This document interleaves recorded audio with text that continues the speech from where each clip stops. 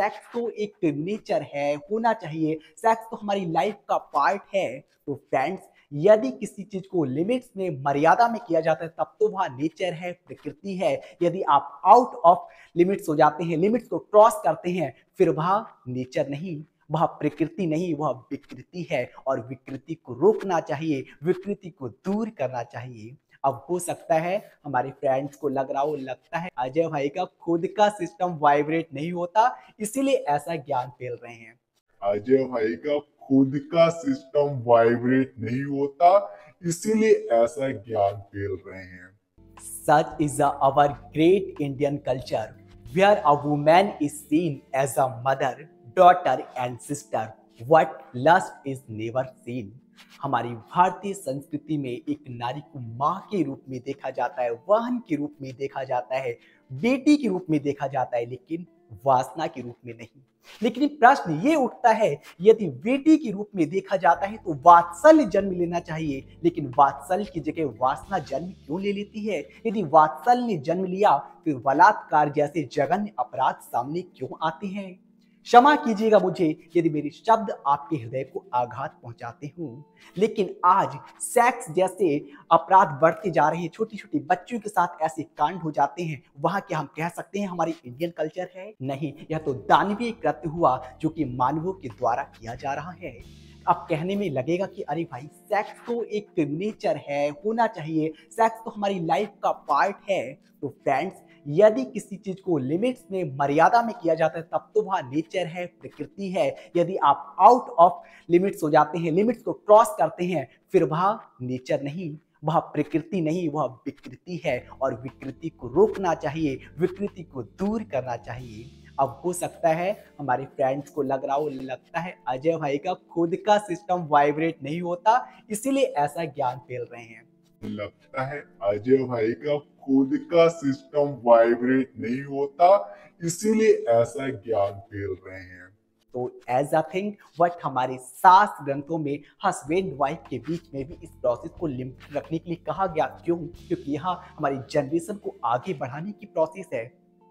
अब हो सकता है आपको लग रहा हो, यदि जनरेशन को आगे बढ़ाने की प्रोसेस है फिर तो 3 या 4 बार ही होना चाहिए, बार बार क्यों होता है? तो फ्रेंड्स, जरूरी नहीं हर प्रोसेस हमारी फर्टिलाइजेशन को अंजाम दे, इसीलिए यह प्रोसेस बार बार भी की जाती है। और फिर हस्बैंड वाइफ के बीच में तो हो भी सकता है। क्यों? क्योंकि वह अग्नि को साक्षी मानकर फेरे लेते हैं, अर्ध अंग होते हैं एक दूसरे के। और एक जो अभी नया ट्रेंड में आ रहा है, अप्सरा गर्ल्स के पोस्ट पर देखने को मिलता है कि जिस लड़की को गैर मर्द के साथ बात करने की भी इजाजत नहीं थी, उसे गैर मर्द के साथ बिस्तर दहेज में दिया गया, बिस्तर उपहार में दिया गया। तो फ्रेंड्स, वह गैर मर्द नहीं है, वह आपका हस्बैंड है। आपने ईश्वर को साक्षी मानकर अग्नि के साथ फेरे लिए हैं। मुझे शर्म आती है ऐसी पोस्ट पर आपको सराहना मिलती है, जबकि यह तो एक निंदनीय कार्य है। आपको अपना हस्बैंड गैर मर्द लग रहा है क्या? सिर्फ और सिर्फ सेक्स तक ही हस्बैंड वाइफ का रिश्ता होता है, इससे आगे नहीं। इसलिए इसको लिमिटेड रखिएगा, क्योंकि यह एक ऐसा अपराध है, यह एक ऐसी वासनात्मक वृत्ति है हमारी, जो जघन्य अपराध को जन्म तो देती है, साथ में ही उम्र का भी लिहाज नहीं रखती, रिश्तों की मर्यादाओं को भी शर्मसार कर दिया करती है। इसलिए अपने भीतर वह गुणों को जागृत करें। एक्चुअली इस चीज को कंट्रोल करना मुश्किल ही नहीं, असंभव ही लगता है, क्योंकि जब हम जैसे जैसे युवावस्था में आते हैं तो हमारे अंदर सेक्सुअल अट्रैक्शन होता है, हार्मोन्स रिलीज होते हैं और हम इस चीज को कंट्रोल ही नहीं कर पाते। तो इसलिए आपको क्या करना है, जब, क्योंकि ये जो वासनात्मक प्रवृत्ति आती है ना, तो कुछ ही देर के लिए आती है, बहुत ही वेग में आती तो है, लेकिन फिर वह वेग शांत हो जाता है। अब आप उस वक्त किसी अपराध को भी जन्म दे सकते हैं, वो कृत्य भी कर सकते हैं, लेकिन वहीं आप में को जो अच्छा लगता है, जैसे आप अगर गिटार प्ले करना जानते हो तो आप गिटार प्ले कीजिएगा, म्यूजिक सुनिएगा, बाहर घूमने निकल जाइएगा। और सबसे अच्छा जो सॉल्यूशन है इस पर कंट्रोल करने का, वह है मेडिटेशन। आप मेडिटेशन कीजिएगा, आपके जो विचार निकृष्ट की ओर जा रहे हैं वो उत्कृष्ट की ओर जाएंगे, आप काम से राम की ओर जाएंगे। इसलिए उस टाइम आप मेडिटेशन करने लगिएगा। और कई बार क्या होता है कि हम इसको जबरदस्ती कंट्रोल करते हैं, फिर नाइट फॉल हो जाता है, क्योंकि सीमन रिलीज हो जाता है, फिर हमें रिग्रेट भी फील होता है। और हाँ, एक और बात निकल के आती कि कहते भाई ये तो होना ही चाहिए, अगर हम नहीं करेंगे तो नाइट फॉल हो जाएगा, सीमन कलेक्ट करने का कोई लाभ नहीं। फ्रेंड्स, लाभ है। आपने खुद में रियलाइज किया होगा, आपका खुद का यह एक्सपीरियंस होगा, अनुभव होगा कि जब सीमेन रिलीज होता है, सीमेन आउट होता है, तो आपको वीकनेस या थोड़ी बहुत कमजोरी जरूर फील होती होगी, थोड़ी थकावट तो महसूस होती ही होगी। तो इसका मतलब ये हमारी बॉडी में कलेक्ट करना जरूरी है, लेकिन इसे ऐसे रोका भी नहीं जा सकता है। इसके मेडिटेशन के जरिए ही इसे आप रोक सकते हैं। और हाँ, यदि बहुत ही ज्यादा आपके अंदर काम वासना आ रही है तो आप किसी प्रोसेस के जरिए इसको रिलीज कर दीजिएगा, लेकिन हाँ, उसके बाद फिर नहीं करना है। चाहे हस्बैंड वाइफ के बीच में ही प्रोसेस क्यों ना हो, तो उसके बाद आपने जब भी करना है, 7 दिन के बाद, 15 दिन के बाद, 1 महीने के बाद, जब करना है तभी ऐसे विचार आए। और तब तक के लिए आप अपने बाकी कार्यों में लगे रहिएगा, ईश आराधन कीजिएगा। इस तरह आप गृहस्थ में रहते हुए भी ब्रह्मचर्य का पालन कर सकते हैं, काम से राम की ओर जा सकते हैं। और जो हमारे बच्चे आजकल मोबाइल फोन देखते हैं, इन्हें होमवर्क जो होता है स्कूल की ओर से मिलता है मोबाइल पे, तो ये होमवर्क की होड़ में पॉर्न साइट पर विजिट कर रहे होते हैं। और इससे जो इतना बुरी तरह से हमारा ब्रेन वॉश होता है कि हमें फिर हर एक चीज इसी एंगल से दिखाई देती है।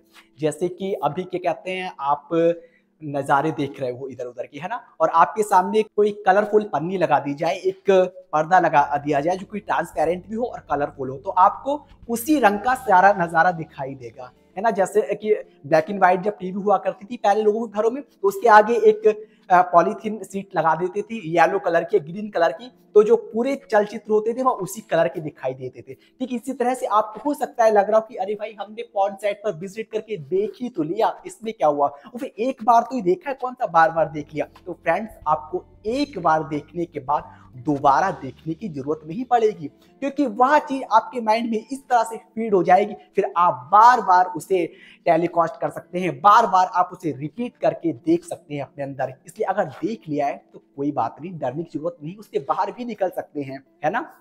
तो आपने अगर एक बार देखी तो हर चीज उसी एंगल से आपको दिखाई देगी। इसलिए आप मेडिटेशन कीजिएगा और अपनी इस काम की यात्रा को राम की ओर ले जाएगा, क्योंकि हो ना हो एज निकल जाने के बाद आपको रियलाइजेशन होगा। और दूसरी बार निकल के आती है, अरे क्यों इतना बखेड़ा खड़ा करना भाई, ह्यूमन लाइफ में तो हम फील कर सकते हैं, इस चीज को एंजॉय कर सकते हैं, लाइफ का मजा ले सकते हैं, बाकी योनियों में थोड़ी ना। तो भाई वाह रे वाह, जहां हमारे शास्त्र ग्रंथों ने में लिखा है, हमारे ऋषि मुनिषियों ने कहा कि मानव जीवन अति दुर्लभ है, इसमें ईश आराधन करना, ये करना, वो करना, वहां आप अगर फील कर रहे हैं तो इस चीज को, सेक्स को, शर्म आती है मुझे, क्षमा कीजिएगा मुझे, बेशक शब्द कठोर है लेकिन सत्य है। कहीं ऐसा ना हो जब आपको रियलाइज हो, जब आपको पछतावा हो, तो आपके पास कुछ भी ना बचा हो, समय निकल चुका हो। इसलिए इसे लिमिटेड रखिएगा, कंट्रोल कीजिएगा और अपनी स्पिरिचुअल लाइफ में स्पिरिचुअल पथ पर आगे बढ़िएगा। And now stop my voice and leave this video. Thank you so much.